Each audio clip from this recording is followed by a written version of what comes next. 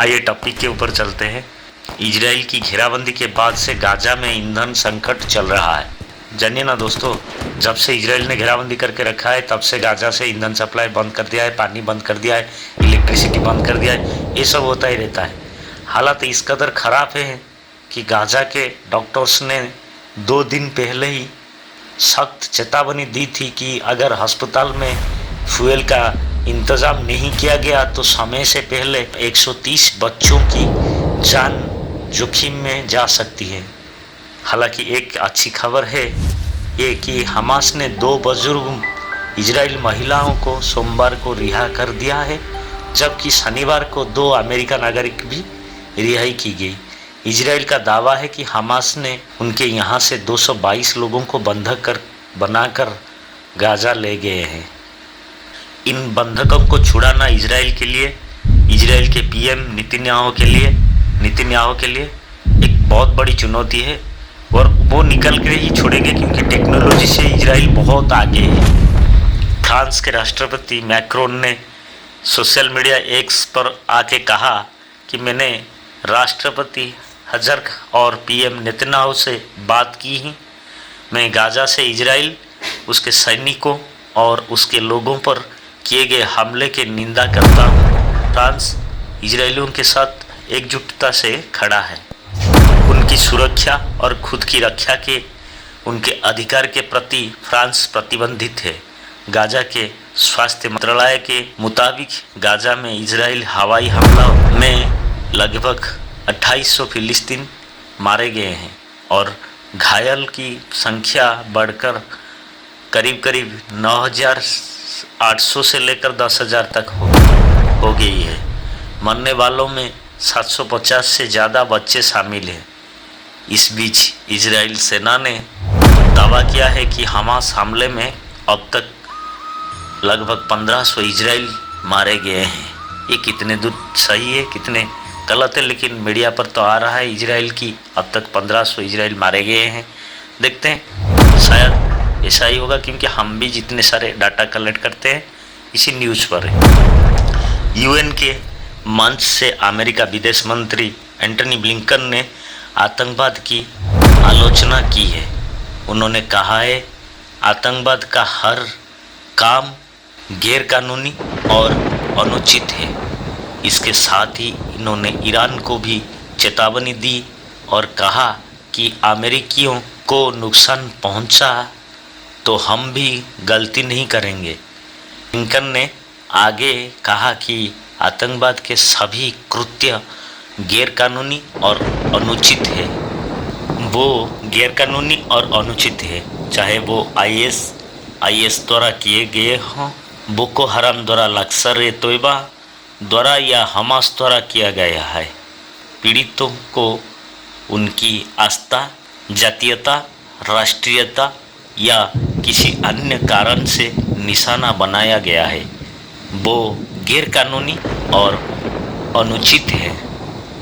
इस परिषद की जिम्मेदारी है कि हमास या ऐसे भयानक कृत्यों को अंजाम देने वाले किसी भी अन्य आतंकवादी समूह को हथियार, धन और प्रशिक्षण देने वाले सदस्य देशों की निंदा करे। हमें ये नहीं भूलना चाहिए कि 7 अक्टूबर को हमास ने जिन 1400 से अधिक लोगों की हत्या की, उनमें 30 से अधिक संयुक्त राष्ट्र सदस्य देशों की नागरिक थे। पीड़ितों में कम से कम 33 अमेरिकी नागरिक शामिल हैं, जैसा कि राष्ट्रपति बाइडेन ने इस संकट की शुरुआत से ही स्पष्ट कर दिए हैं, जबकि इजराइल के पास अपनी रक्षा करने का अधिकार है, वास्तव में दायित्व भी है। इजराइल के विदेश मंत्री ने यूएन महासचिव के साथ होने वाली मुलाकात का कार्यक्रम रद्द कर दिया है। इजराइल के विदेश मंत्री न्यूयॉर्क के दौरे में हैं और कल ही उन्होंने यूएनएससी की बैठक में हमास के बर्बरता की तस्वीर साझा की। इस दौरान उन्होंने यूएनए के महासचिव के साथ अपनी बैठक रद्द करने की भी ऐलान किया। दरअसल इजराइल यूएन महासचिव के इस बयान को लेकर नाराज थे, जिसमें उन्होंने कहा था कि हमास ने इजराइल पर हमला बिना किसी कारण नहीं किया है। इस पर पलटवार करते हुए इजराइल के विदेश मंत्री ने कहा कि उन्हें हमारी ज़मीन ज्ञान ही नहीं है, ऐसा करना आतंकवाद का समर्थन करना है। युद्ध के बीच आके चीन ने अपने रुख में बदलाव कर लिया है। चीन ने पहले युद्ध की आलोचना कर रही थी, अब स्वीकार किया है कि इजराइल ने हमास के खिलाफ आत्मरक्षा का अधिकार है। इस बीच चीन के विदेश मंत्री वांग ने सोमवार को एक अपनी इजराइल समकक्ष एली कोहेन से फ़ोन पर बातचीत की। उन्होंने कहा कि अंतर्राष्ट्रीय मानवीय कानून का पालन करने और नागरिकों की रक्षा करते हुए हर देश का आत्मरक्षा का अधिकार है।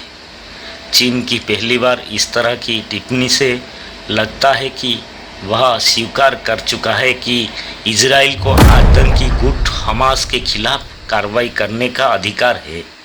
बता दें कि चीन की राष्ट्रपति शी जिनपिंग ने पिछले हफ्ते तत्काल युद्ध विराम का आह्वान किया था और मिस्र और अन्य अरब देशों के साथ समन्वय करने की पेशकश करते हुए फिलिस्तीन मुद्दे के जल्द से जल्द व्यापक, न्यायसंगत और स्थायी समाधान पर जोर दिया था।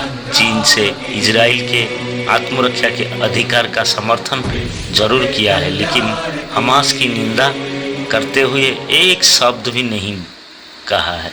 ये चीन भी करता है, पाकिस्तान भी करता है, ईरान भी करता है। ये सब हमास के लिए कुछ भी एक नहीं बोलते। वो बोलते हैं कि इजराइल जो किया है मानवता के अधिकार से बाहर वो कर रहा है, वो आतंकवाद कर रहा है। ऐसा तो नहीं चलेगा ना देश में। इटली के प्रधानमंत्री जॉर्जिया मेलोनी ने पीड़ितों और अपहृत व्यक्तियों के परिवारों के एक प्रतिनिधिमंडल को आश्वासन दिया है कि वह हमास की हिरासत से बंधक की तत्काल रिहाई के लिए प्रतिबद्ध है। पीएम मुलानी ने मंगलवार को रोम के राष्ट्रपति भवन में प्रतिनिधिमंडल से मुलाकात करने के बाद ये प्रेस रिलीज करके उन्होंने बताया। लेकिन अंतर्राष्ट्रीय स्तर पर युद्ध के लिए जो टेबल टॉक हो रहा है, लगता है कि जल्दी इसका कोई हल निकलेगा। दोस्तों, युद्ध चाहे किसी भी देश का हो, लेकिन युद्ध करने वाला सिपाही अपने घर परिवार का कोई ना कोई सदस्य जरूर खोता है। एक वीर योद्धा तब तक युद्ध लड़ता है जब तक उसकी अंतिम सांसों का चलते रहना होता है। रहते हैं दोस्तों। जय जगन्नाथ, जय हिंद, वंदे मातरम।